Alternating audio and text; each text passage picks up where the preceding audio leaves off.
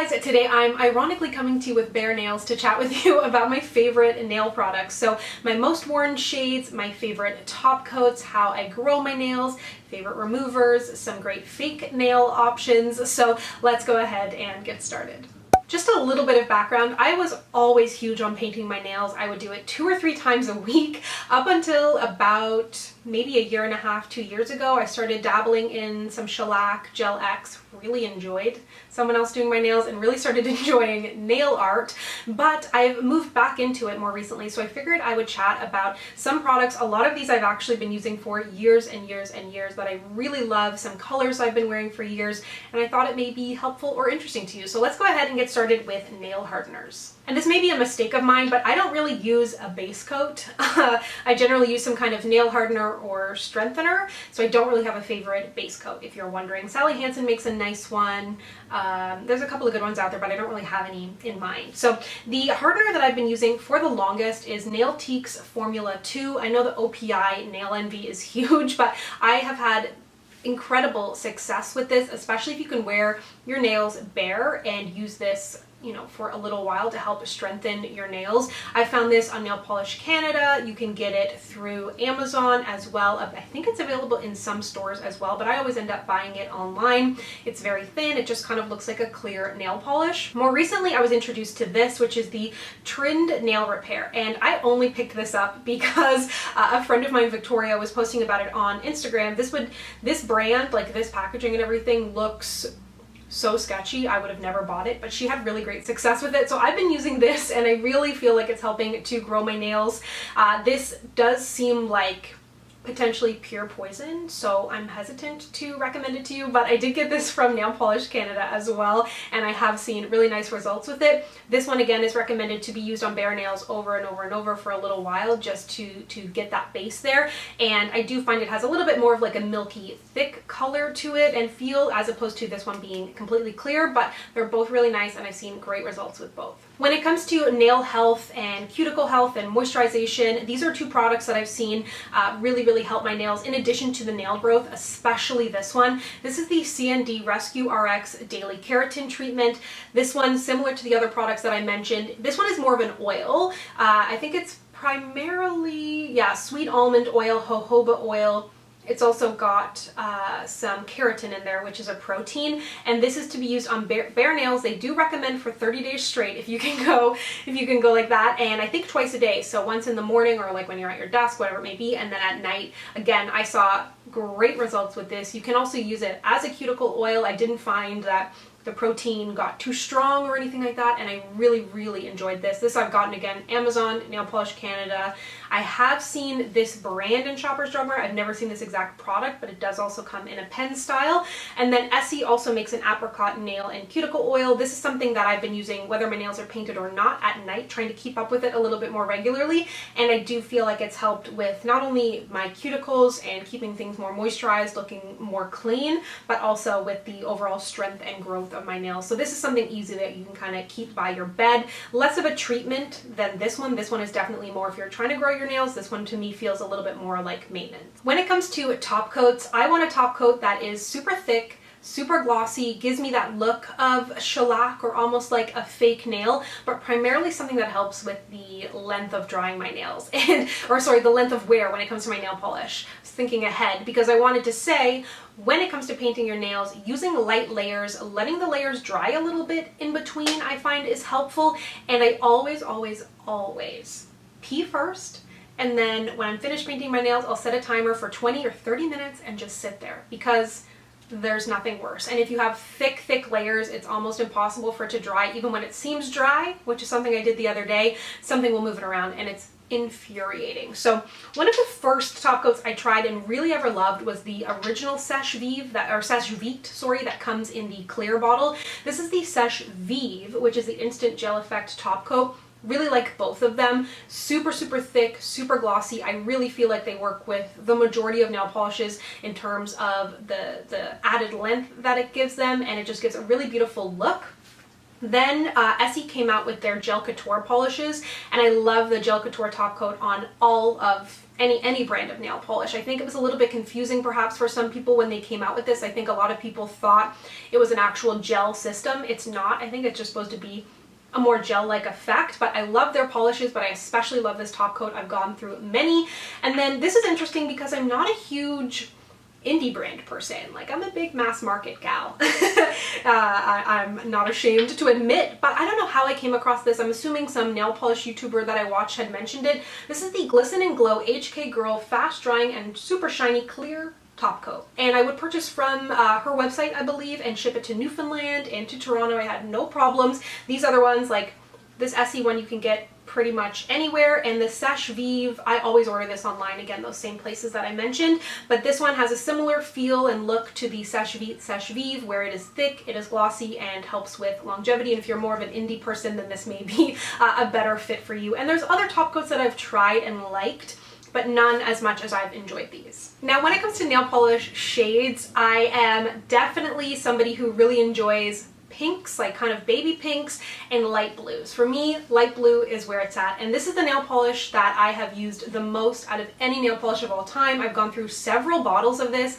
I've never finished a bottle of any other shade, besides if it kind of got to the bottom and got like crusty, but never like even repurchased. So gotta mention this. It is Essie Bikini Sotini. I'm so glad they finally changed the brush, because the Essie Gel Couture have a beautiful rounded brush. I am not good at painting my nails. I am not good.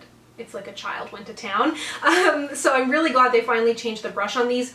This to me is just so flattering. It's somehow neutral, like it's blue, but it's not too much. It just really pops on my skin, and it's just my absolute favorite shade. I haven't worn it in a while, but I really love this, and I've gone through so many of these. The other nail polish that I've almost finished, and I've only really held on to because it was in the background of my videos for a while, it's no longer any good, but these were the L'Oreal Laverny, like it was some French oil infused name, and this shade is Dimanche Après Midi, and it was just the most perfect pink. I loved the brush on it. They had great wear time. They were like slightly scented, I think. I actually have a full nail swatch video that's very off-brand for me. I will link that down below of this collection, but a bunch of the shades are gorgeous in this collection, but this shade, if you can see, I've run through so much, and it was just the perfect pink for me because I have a little bit deeper skin, and there's those classic shades that everybody loves, like Ballet Slipper and Bubble Bath or Fiji. Like, why do I know this? But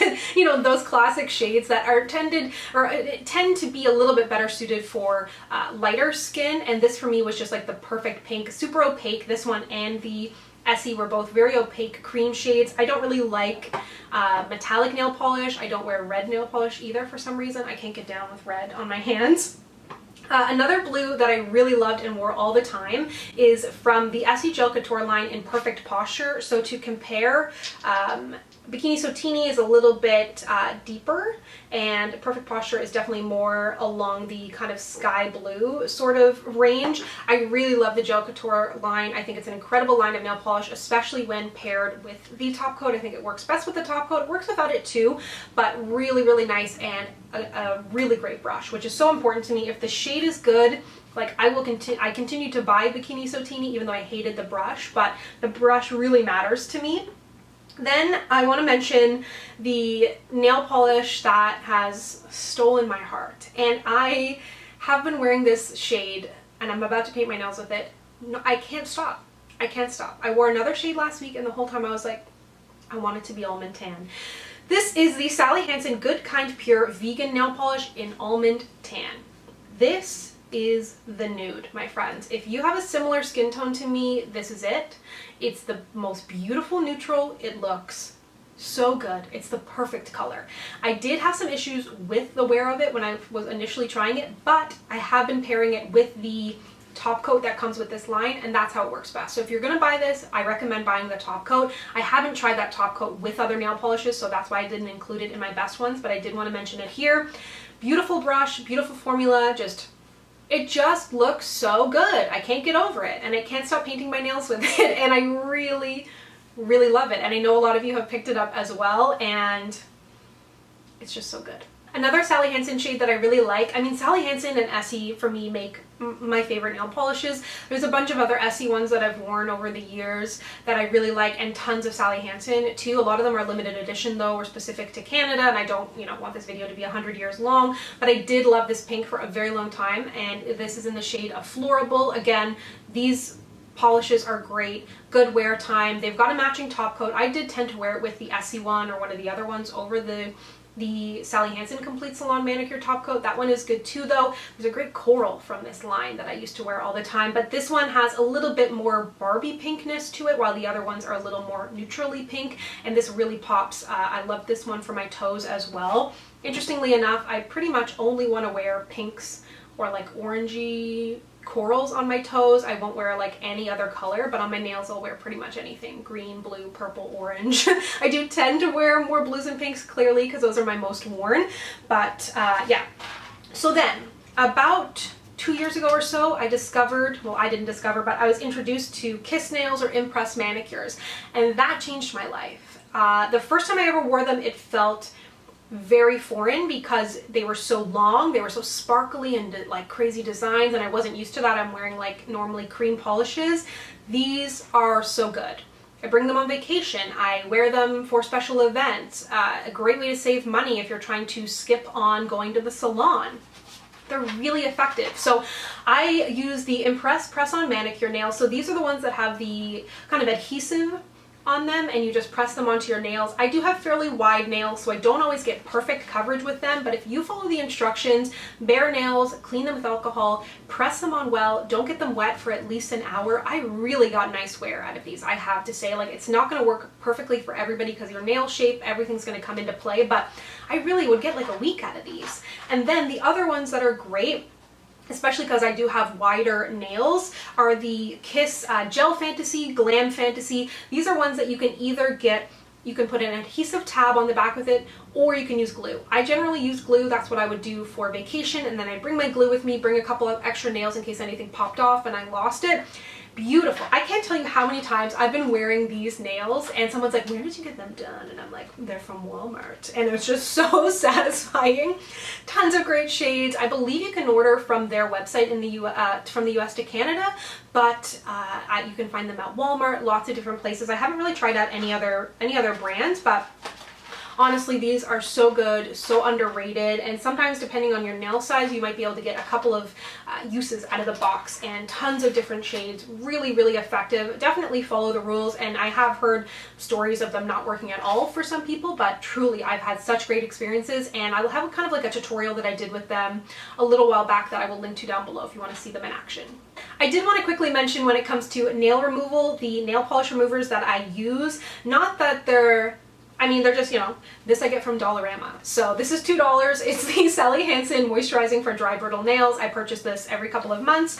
And then when it comes to either, I've tried to remove shellac at home, which is the worst. I've followed the YouTube videos and it's always the worst. But if I have glitter or anything that's a little more intense, I always use the Quo 100% acetone, and I find that really, really great. So I'm not, you know, a nail expert. These are just the products that I love, but a lot of these truly, the CND, the Nail Teaks, the Glisten and Glow, Bikini Sotini, the Seche Vive, those have all been in my life, a lot of them for like over 5 years. They're products that I love so, so much and have had great experiences with, and although I miss going to the salon, I mean, I could go back, but I don't really feel like I want to take that risk right now. I have been enjoying painting my nails, and I can't tell you how much I love Almond Tan and literally cannot wait to get it on my nails today. So let me know down below, what kind of shades do you like on your nails? It's so personal. Are you going back to the salon? What do you love? What do you hate on your nails? Like for me, I just pretty much can't wear red on my nails. So I'd love to hear from you, but thank you so much for watching. If you'd like to connect with me, you can find me on Instagram, Twitter, and Facebook at SamanthaJNYT, and I'll see you guys next time.